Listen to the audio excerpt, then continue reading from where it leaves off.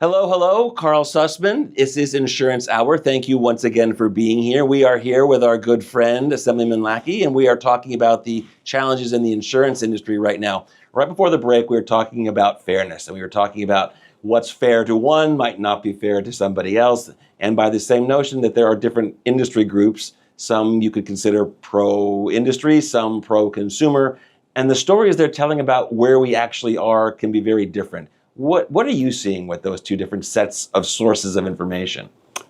Well, again, in order for us to have what we deserve to have here, it's got to make sense. It's got to pencil out, as they say.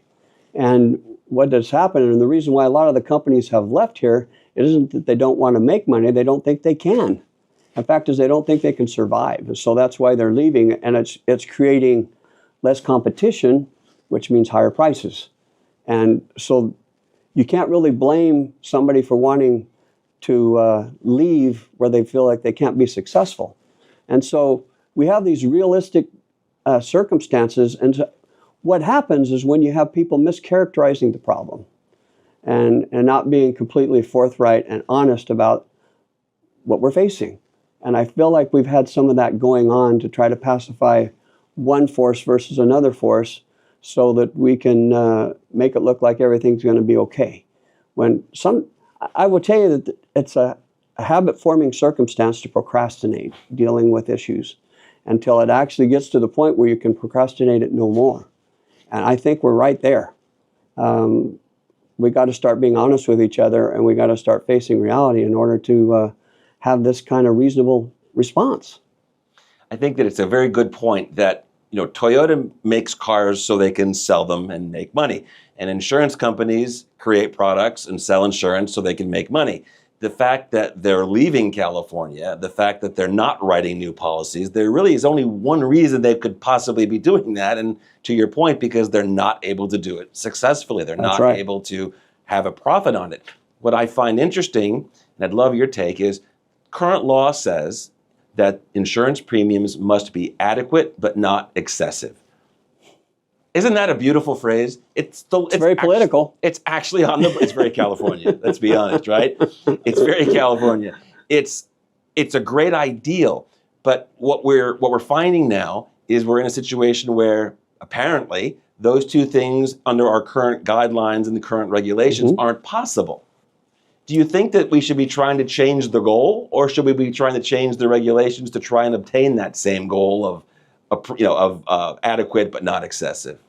Well, I think what we first off have to do is just be honest with the problem, right? And I think you clearly identified what it is.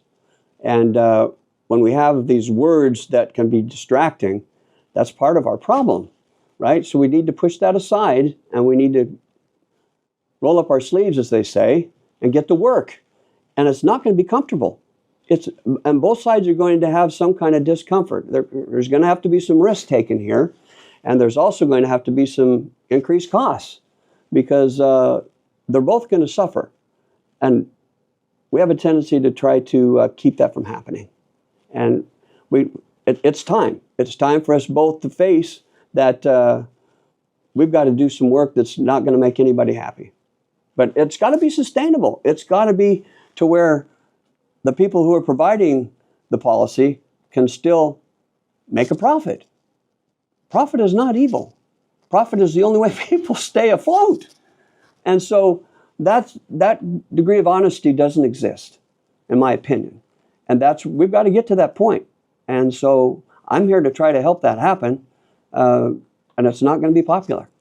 What are you hearing from people in this building when the topic of insurance comes up? Because I've talked to probably half a dozen in the last few days, and everyone is well aware. It's on their radar. Their phones are ringing. They're getting the emails. They're hearing about this. How are people that are in a position of power like yourself and that are in a position to potentially change some of these regulations or support others that the Department of Insurance might put forth, what is the general consensus among your peers? Hesitancy. Right? No one really knows which way to lean, right? And because there's trust that's at stake here, and they don't want to be mistrusted, right? And their constituents have been very, very loud on what they expect, and all they want is to be able to afford and have insurance coverage, that's not an unreasonable request. But how we get to what's reasonable, that's going to be questionable. But we've got to start doing something, because the longer we wait, the worse it's going to get. That's the subjective part, right? What is reasonable? That is. What do you think happens in a situation where, let's assume that the regulations go forward, competition comes back to California, things are happening, but at the same time, the prices have increased because, let's face it, today's exposures are not what they were 5 years ago, 7 years ago. So the premiums are not going to look that way either. How do you think your phone is going to react with people calling in if there is competition and these regulations have gone into place and their premiums are still higher than they were before? They're not going to be happy. But there's going to have to be some kind of discomfort that we're going to have to be able to endure in order to arrive at a real solution. Otherwise, it's going to get to be even less manageable than it is now. It'll just worsen. It's just going to get worse. The longer we put it off, the worse it's going to be. The California Fair Plan, which, as you know, was created to be the organization of last resort to get basic fire insurance until you can find something better, is now writing almost half of the business that they're writing is in the middle of the cities. It's not real. It's just being written because there is no other place to go. Mm-hmm. And people are paying more money for less coverage. Mm-hmm. Do you think that they'll be willing to spend that same money for a normal homeowners policy if the regulations permit that? Or is that still going to be considered a net loss if they can't pay less? It's a case-by-case thing, right? It depends on where you live. It depends on your personal circumstances. There's not a one-size-fits-all approach to insurance, right? Because those variables are very real. And risk is also very real. And that's the industry, right? The industry bases itself on risk. And that's a realistic, manageable circumstance. And a lot of people who live in very high-risk areas give that very little thought. And I would just say that, right? I mean, I live in a very rural area. I don't live in a forest area, but I live in the desert, and I've had to evacuate my home twice. So risk is real. And I don't know that there's been that many people that can say they've had to evacuate their home twice. So there's some real risk there. I want to talk about that a little bit more when we come back, because I think the idea that you're living in an environment where you've personally had to deal with that, you can speak a lot more honestly about the difference in risk levels between one place and another. Let's talk about that as soon as we come back. Okay. Thanks for watching. If you found this useful, please be sure to like and subscribe for more content. And don't forget, click here to watch the next video.